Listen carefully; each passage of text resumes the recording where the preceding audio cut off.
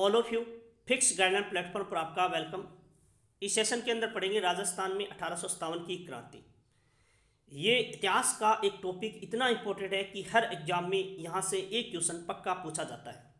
और अपन क्या करेंगे, ये 1857 की क्रांति रिवाइज सेशन के अंदर अपन जो इम्पोर्टेंट जो फैक्ट हैं वो सारा डिटेल्स हैं, पॉइंट टू पॉइंट अपन डिस्कस करेंगे। तो चलो शुरू करते हैं।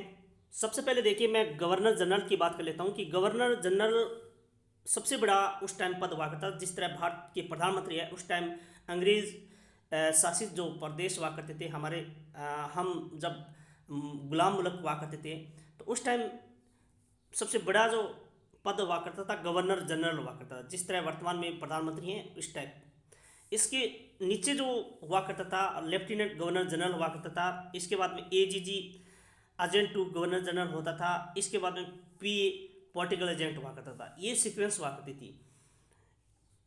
सबसे पहले 1857 की क्रांति के समय गवर्नर जनरल कौन थे, तो लॉर्ड कैनिंग थे। और लेफ्टिनेंट गवर्नर जनरल कौन थे, तो कॉल्बिन थे। ये अजमेर मेरवाड़ा नागरिक प्रशासन यानी कर्नल डिक्सन थे उस टाइम। अब एजीजी कौन थे, तो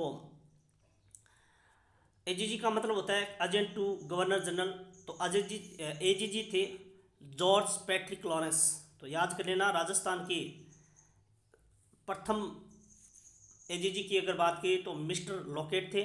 और 1857 की क्रांति के समय जो एजीजी थे वो जॉर्ज पैट्रिक लॉरेंस थे। और इस समय राजस्थान या राजपुताना का जो हेडक्वार्टर हुआ करता था अंग्रेजों का, वो था अजमेर। और ग्रीष्मकालीन में जो मुख्य होता था माउंट आबू में होता था।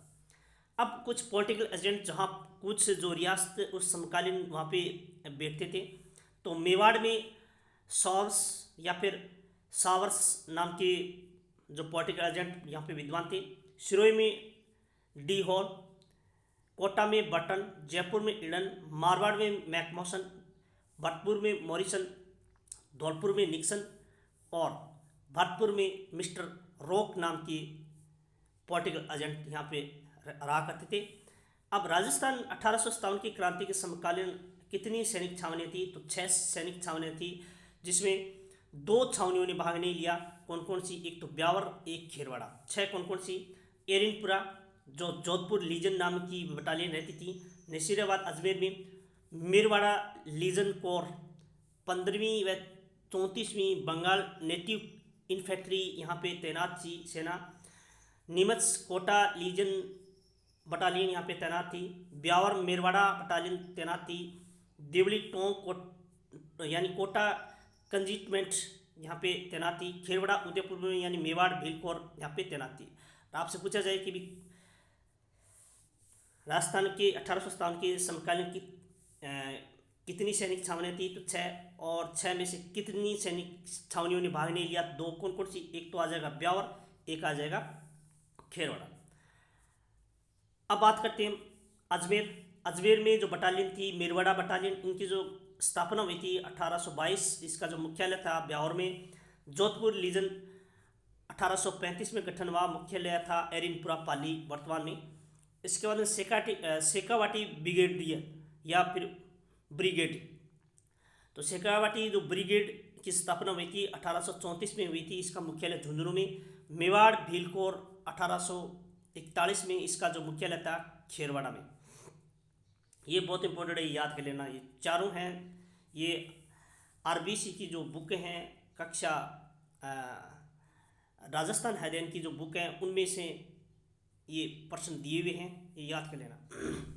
अब 1857 की तत्कालीन कारण क्या थे, 1857 की क्रांति का प्रमुख कारण, तो प्रमुख कारण था कि कारतूस का प्रयोग, जिसमें गाय व सुअर की इसकी जो चर्बी थी, उन चर्बी बंदूक के आगे लगी हुई थी। इसका प्रमुख कारण यही था। क्रांति के वाहक कौन थे, साधु संत थे। और प्रतीक चिन्ह क्या माना जाता है, कमल का फूल और रोटी थे।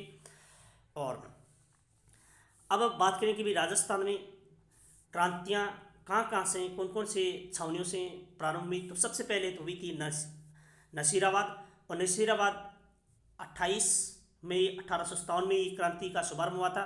2 नवंबर पर नीमच, 3 जून 1857 सॉरी, एक बार 2 नंबर ये एरिनपुरा 21 अगस्त 1857। इसके बाद में मैं बात करूँ कि भाई देवड़ी 4 जून 1857, और कोटा जो 15 अक्टूबर 1857। तो ये फिक्स जो डेट है, जो 1857 की क्रांति यानी इस डेट को यानी प्रारंभ हुआ था। तो ये भी इम्पोर्टेंट है, ये याद कर लेना।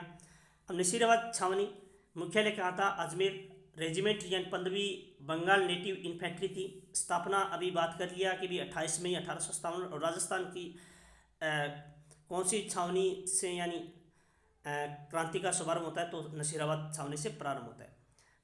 क्रांति का कारण था कि 15वीं और 30वीं बंगाल नेटिव इन्फेंट्री में क्या हुआ था? असंतोष हुआ था। मेर बटालियन डीसा जो गुजरात बटालियन नाम से थी। शुरुआत होती है 15वीं बंगाल नेटिव इन्फेंट्री और 30वीं बंगाल नेटिव इन्फेंट्री। यहाँ तैनात जो प्रमुख जो अंग्रेजी अधिकारी थे, स्टॉपिस वुड और न्यू बोरो थे, इनकी हत्या कर दी जाती है जो यहाँ के तैनात सैनिकों के द्वारा। और डूंगरजी और जहारजी नसीराबाद छावनी क्रांति का देवता कहा जाता है। वाटलर और हितकोट का भी दमन किया जाता है, और सैनिक जो दिल्ली भी चले जाते हैं। बख्त खान और बहादुर शाह जफर दीते, और बहादुर शाह जफर उस टाइम भारत की मुगल शासक हुआ करते थे, बादशाह हुआ करते थे। अगले नीमच। तो नीमच 3 जून 1857, और इसका जो मुख्यालय था ग्वालियर। रेजिमेंट तैनात जो थी मालवा, मेवाड़ और राजपूताना रेजिमेंट। नेतृत्व करता थे मोहम्मद अली बेग, हीरा सिंह। कप्तान थे यहाँ के मोहम्मद अली बेग। मेवाड़ राणा स्वरूप सिंह। ये जगमिंदर यानी इस क्रांति का संबंध है, या नीमच छावनी से किसका संबंध है? तो मेवाड़ राणा स्वरूप सिंह का, क्योंकि यहाँ अंग्रेजों ने को स्वरूप सिंह ने ही जगमंदिर के अंदर शरण दी थी। नीमच डूगला और रुगाराम नाम के व्यक्ति भी यहाँ के प्रसिद्ध हैं। देवड़ी की अगर बात करें छावनी की, तो मुख्यालय टोंक में है। रेजिमेंट कोटा कंटिनमेंट, और समय 4 जून 1857 को ये शुभारंभ हुआ था। नेतृत्व करता थे मीर आलम खां थे। टोंक के नवाब उस टाइम वजीर खां थे या वजीरुद्दौला, ये अंग्रेज़ों के सपोर्टर थे। शहीद यहाँ ताराचंद पटेल हुए थे। अब एरिनपुरा। तो एरिनपुरा जो छावनी थी, यहाँ का मुख्यालय पाली था। शुभारंभ हुआ था 21 अगस्त 1857। नेतृत्व करता थे कुशाल सिंह चंपावत। तो नेतृत्व करता कुशाल सिंह ठाकुर, यानी ठाकुर कुशाल सिंह चंपावत। प्रमुख केंद्र थे आहुआ, पाली। और सैनिक थे यहाँ पे पूर्णिया सैनिक हुआ करते थे। और खेरवा जो ठाकुर पूर्णिया सैनिकों, और यहाँ की माता थी सुगाली माता आहुआ पाली की जो कुलदेवी मानी जाती हैं। चंपावतों की कुलदेवी मानी जाती हैं ये सुगाली माता। और सुगाली माता 10 सिर 54 हाथ 1857 की क्रांति, ये सुगाली माता माना जाता है। और बागड़ संग्रहालय पाली में स्थित है। अब यहाँ पे 2 मोस्ट इम्पोर्टेंट युद्ध माने जाते हैं, वैसे 3 होते हैं लेकिन 2 मोस्ट इम्पोर्टेंट युद्ध माने जाते हैं। तो इनसे थोड़ा सा आगे और पढ़ लेते हैं कि रावत केसी श्री उस टाइम सलूमपुर के जो सलूमपुर ठिकाने के यहाँ के शासक हुआ करते थे। रावत जोध सिंह जो कोठारिया जो मेवाड़ के यहाँ के मेवाड़ जो रियासत के कोठारिया के ये शासक हुआ करते थे। और अशोक शिवनाथ सिंह, गुल्लर विशन सिंह और आन्यावास अजीत सिंह और नीमच में उसे आत्मसमर्पण करते थे। तो ये दोनों ही ठाकुर कुशाल सिंह चंपावत के सपोर्टर हुआ करते थे, और उन्होंने ही इन दोनों ने ही शरण दी थी। तो ये इसको याद कर लेना।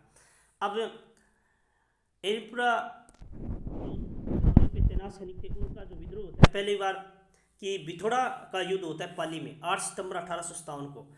किस किस के बीच में? ठाकुर कुशाल सिंह वर्सेस हितकोट जो जोधपुर तंत्कालीन जो राजा थे तख्त सिंह इसके नेतृत्व में भेजे गए थे, महाराजा तख्त सिंह के नेतृत्व में। चेलावास का युद्ध होता है अगला 18 सितंबर 1857 को ठाकुर कुशाल सिंह और मैक मौसन के नेतृत्व में, लेकिन विजय ठाकुर जो कुशाल सिंह ही होते हैं। और यहाँ का प्रमुख नारा था चलो दिल्ली मारो फिरंगी, ये प्रमुख यहाँ का नारा था। इस युद्ध को काला और गोरा के नाम से भी जाना जाता है।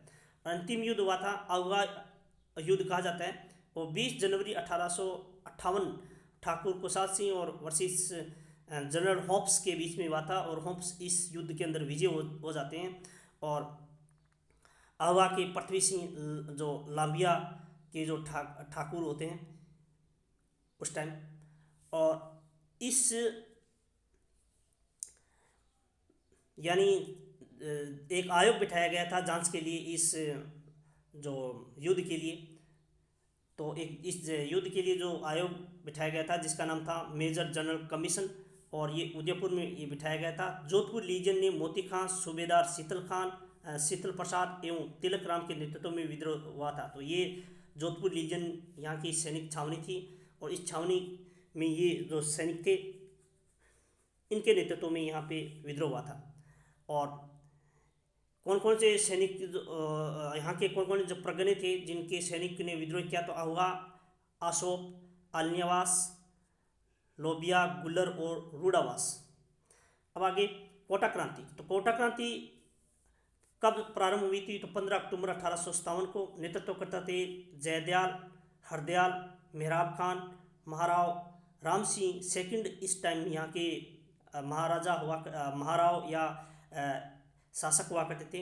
यहाँ पे तैनात पॉलिटिकल एजेंट थे मेजर बर्टन। और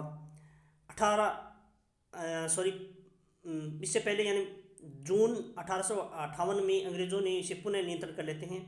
और यहाँ क्या होता है कि बर्टन के पुत्रों की मृत्यु, दोनों पुत्रों की हत्या करके और पूरे शहर में घुमाते हैं। फिर कोटा जो दुर्ग है इनके ऊपर इसका सर लटका देते हैं। उस पर आयोग बिठाया गया था, लॉर्ड रॉबर्ट आयोग, और राम सिंह द्वितीय यहाँ अंग्रेज़ों ने सज़ा दी। और सज़ा ये थी कि भाई यहाँ तोपों की सलामी 17 से घटाकर 13 कर दी गई।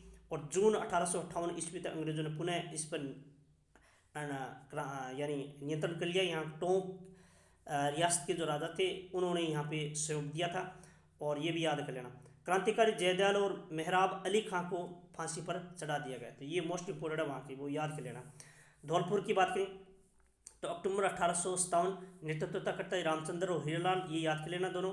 उस टाइम यहाँ के रियासत के राजा हुआ करते थे भगवंत सिंह, पॉलिटिकल एजेंट हुआ करते थे निक्सन, क्रांतिकारी इंदौर, ग्वालियर और सेना यहाँ पटियाला सेना हुआ करती थी। भटपुर तो 57 के अंदर पॉलिटिकल एजेंट मॉरिसन, राजा वहाँ करते थे जसवंत सिंह। अलवर 1857 के अंदर राजा विनय सिंह, और सेना यहाँ की थी आगरा।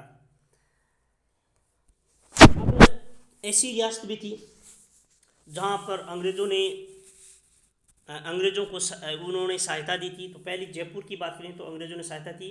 राजा उस टाइम राम सिंह द्वितीय हुआ करते थे, और उन्होंने सहायता देने के बाद में अंग्रेज़ों ने सितारे हिंद की उपाधि से नवाजा। और इस रियासत के अंदर जो पॉलिटिकल एजेंट थे ईडन हुआ करते थे। अजमेर जेल क्रांति 9 अगस्त 1852। झालावाड़ अंतिम जो रियासत हुआ करती थी, यहाँ उस तत्कालीन रियासत के जो राजा थे राणा पृथ्वी सिंह, और जो गोपाल पलटन और भवानी पलटन हुआ करती थी, और तात्या टोपी भी यहाँ पे कब्जा कर लेते हैं।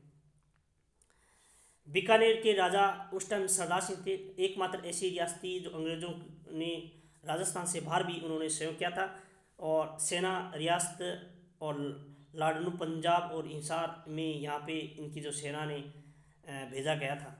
तात्या टोपे मूल नाम रामचंद्र पांडुरंग महाराष्ट्र से थे, ग्वालियर क्रांति के माने जाते हैं। और 8 अगस्त 1857 को भीलवाड़ा में आते हैं, और 9 अगस्त 1857 तो कुआड़ा का युद्ध जनरल रॉबर्ट्स से इसका आमना सामना होता है।